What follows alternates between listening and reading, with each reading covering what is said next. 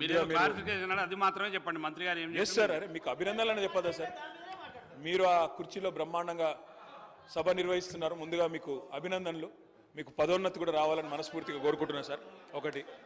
రెండోసారి నిజంగా మా పొన్నం ప్రభాకర్ అన్న అంటే ఒక్క లంబాడ మంత్రి లేరన్నా, ఉంటే తప్పేం లేదు, పెట్టాలా మేము కోరుతున్నాం. మా పార్టీ నుంచి కూడా తప్పకుండా ఒక ట్రైబల్ బిడ్డ, ఒక లంబాడ బిడ్డ తప్పకుండా మంత్రి కావాలని కోరుతున్నా సార్.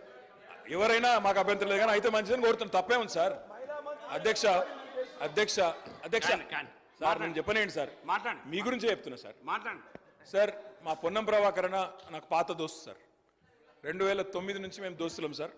పర్సనల్ ఇప్పుడు కూడా దుష్మన్ కాదు, ఇప్పుడు కూడా దోస్తే. రాజకీయమే ఇదే సార్. అయితే కానీ అన్న మాట్లాడితే ఇలా బాగా అనిపించింది సార్. ఆవేశంతో మా మహేశ్వర్ రెడ్డి నీళ్ళు ఇచ్చేదాకా పోయింది సార్ కథ. ఆవేశంతో ఊగిపోతూ తెలంగాణ గురించి తన కమిట్మెంట్ తను ప్రదర్శించిన తీరు ఏదైతుందో నాకు బాగా నచ్చింది సార్. ముఖ్యమంత్రి గారు, నేను వారిని అభినందిస్తున్నా పొన్నం ప్రభాకర్ గారిని. ముఖ్యమంత్రి గారి మధ్యలో 2-3 సార్లు ఒక మంచి ప్రతిపాదన పెట్టింది సార్. నేను కూడా గౌరవనీయులైన ముఖ్యమంత్రి గారికి, గౌరవ రాష్ట్ర మంత్రి వర్గానికి ఒక ప్రతిపాదన పెడుతున్నా సార్.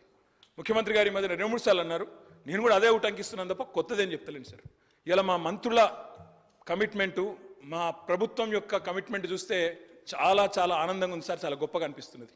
అందుకే దయచేసి ముఖ్యమంత్రి గారి నాయకత్వంలో బ్రహ్మాండంగా ఢిల్లీలోని జంతర్ మంతర్లో ఆమరణ దీక్షకు మొత్తం మంత్రివర్గం కూర్చోండి సార్. మేము అండగా ఉంటాం, మేము చుట్టూ కూర్చుంటాం. సత్యదాకా కూర్చోమనండి, మేము అండగా ఉంటాం. కేంద్రంతో కొట్లాడదాం. మొత్తం మంత్రివర్గం మంచిగా జంతర్ మంతర్లో కూర్చోండి.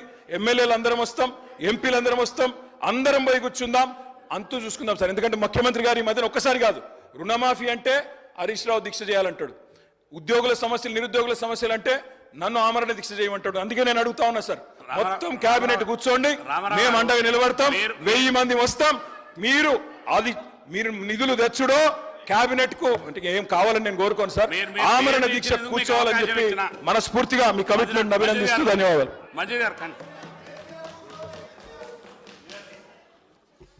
Panel Speaker Sahab, our party All India Majlis Ittehadul Muslimin has been demanding that the Telangana state should be given a fair deal by the union government.